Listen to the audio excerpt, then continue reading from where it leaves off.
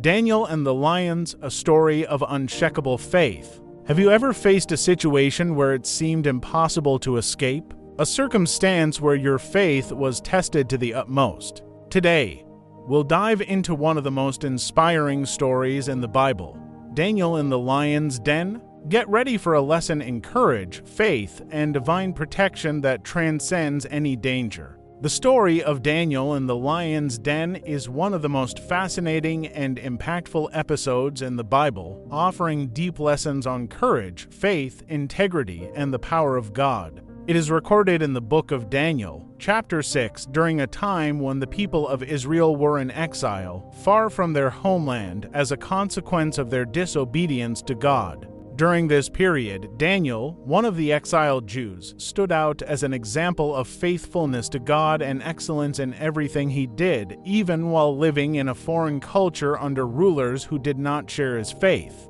Daniel was a remarkable man from his youth. From the time he was taken to Babylon, along with other young Israelites, he demonstrated exceptional qualities. His wisdom, intelligence, and commitment to God earned him the trust and respect of many kings who ruled during his lifetime. Initially, Daniel served in the court of King Nebuchadnezzar, where he was recognized for his ability to interpret dreams and his integrity. Later, he also served during the reign of Belshazzar and, ultimately, under King Darius, where the central event of this story occurs. When King Darius ascended the throne, he reorganized the government of the vast empire he controlled. To govern efficiently, he appointed 120 satraps to oversee different regions of the kingdom, and these satraps were supervised by 3 main administrators. Daniel was chosen as one of these administrators and quickly stood out for his skill, honesty, and dedication. In fact, Daniel was so competent and trustworthy that the king considered promoting him to an even higher position, giving him authority over the entire kingdom.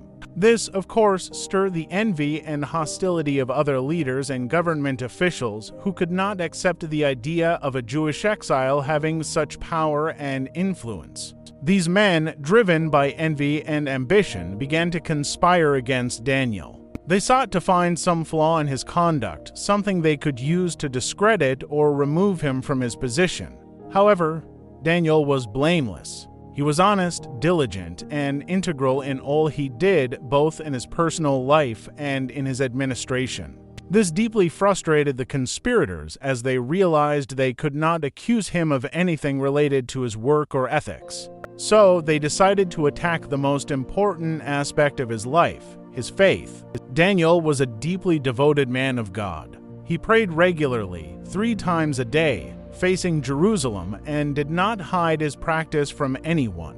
This was an essential part of his life, and it was something he would never compromise. Knowing this, the conspirators devised a plan to use Daniel's devotion against him. They went to King Darius with a crafty proposal disguised as loyalty and reverence. They suggested that the king issue a decree stating that for 30 days no one could make petitions or prayers to any god or man except to the king himself. Anyone who violated this decree would be thrown into the lion's den. Darius, flattered by the proposal and perhaps enchanted by the idea of consolidating his authority even further, signed the decree. According to the laws of the Medes and Persians, a royal decree was irrevocable. With this, the trap was set. The conspirators knew that Daniel would not stop praying to God, and they waited for the moment to catch him in his devotion. When Daniel became aware of the decree, he faced a choice that could define his life. He could stop praying for 30 days, pray in secret, or continue his regular practice. However, for Daniel, this was not a difficult decision. His faith was the foundation of his life, and he knew he could not and should not compromise his relationship with God. So he continued to pray exactly as he always did. 3 times a day he went to his house, opened the windows toward Jerusalem, knelt, and prayed, thanking God and presenting his petitions. The conspirators, who had already anticipated this, were watching. They saw Daniel praying and immediately ran to report the matter to the king. "O king, Daniel, one of the exiles from Judah, does not respect you or the decree you signed. He continues praying 3 times a day. Darius, upon hearing these words, was deeply distressed. He liked Daniel and knew he was a just and upright man. The king realized he had been manipulated by the conspirators and that the decree had been a trap to harm Daniel. Darius tried in every way to save Daniel. He spent the whole day trying to find a way to revoke or bypass the decree, but according to the laws of the Medes and Persians, nothing could be done. Finally, with great sorrow, the king gave the order for Daniel to be thrown into the lion's den. Before he was taken away, Darius said, "May your God, whom you serve continually, deliver you."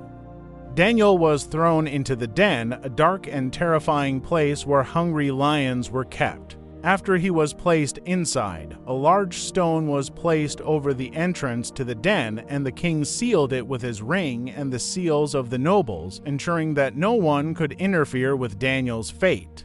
Darius returned to the palace, but that night was one of the hardest of his life. He couldn't sleep, refused food, and allowed no distractions to console him. In his mind, he was probably thinking of Daniel's faithfulness and the power of the God he served. Meanwhile, in the den, something extraordinary was happening. God, faithful to those who trust in him, sent his angel to shut the mouths of the lions. Despite being surrounded by fierce creatures, Daniel remained completely unharmed. He rested under the divine protection, knowing that the same God he worshipped daily was taking care of him in that moment. At dawn, Darius hurriedly arose and ran to the lion's den. Imagine the scene, a powerful king, anxious and hopeful, approaching the den with a heart full of doubts and expectations. He shouted, "Daniel, servant of the living God, has your God, whom you serve continually, been able to rescue you from the lions?" For a moment, there was silence, and then, to the great joy of the king, a voice answered, "O king, live forever. My God sent his angel, and he shut the mouths of the lions. They have not harmed me because I was found innocent in his sight, nor have I done any wrong before you, O king." Darius immediately ordered that Daniel be taken out of the den. When he was brought to the surface, everyone could see that not even a scratch was on his body. His faith had been rewarded, and the power of God had been demonstrated in a clear and undeniable way. The king, full of rage against the conspirators who had plotted against Daniel, ordered that they, along with their families, be thrown into the same lion's den. Before they even reached the bottom, the lions attacked them and devoured them, showing the terrible consequence of their evil actions. After this event, Darius issued a new decree proclaiming to the entire kingdom that the God of Daniel was the living God who endures forever. He declared, "His kingdom will not be destroyed, and his dominion will never end." He rescues and saves, performs signs and wonders in the heavens and on the earth. He rescued Daniel from the power of the lions. This story is not just an account of a miracle, but also a powerful lesson about God's faithfulness and the importance of standing firm in our faith, even in the face of the greatest adversity. Daniel shows us that trusting in God is always the best choice because he is capable of protecting, sustaining, and delivering us from any situation.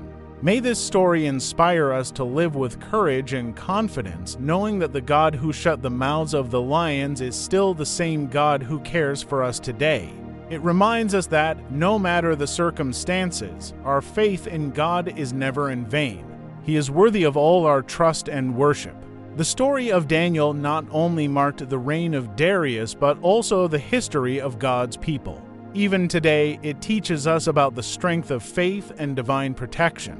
The story of Daniel in the lion's den is more than a tale of courage, it is a testimony of God's faithfulness. Here are some important lessons we can draw from it. 1. Faithfulness to God above all. Daniel could have stopped praying for 30 days, but he chose to remain faithful, even if it cost him his life. 2. God is sovereign and protects his own, even in impossible situations like facing hungry lions. God is able to act and deliver us. 3. Justice prevails. The conspirators were punished for their actions, showing that evil intentions do not prosper before God. 4. Our faith can impact others. Daniel's faithfulness led Darius to recognize and proclaim the power of God to the entire kingdom. Just like Daniel, we are called to trust in God, even when everything seems lost. Maybe you're facing your own lion's den now, challenges that seem insurmountable. Remember, God did not fail Daniel, and He will not fail you. And you? What lessons can we take from this story for our own lives? Perhaps you are facing your own lions right now, challenges that seem impossible to overcome. But remember, just as God was with Daniel, He is with you too.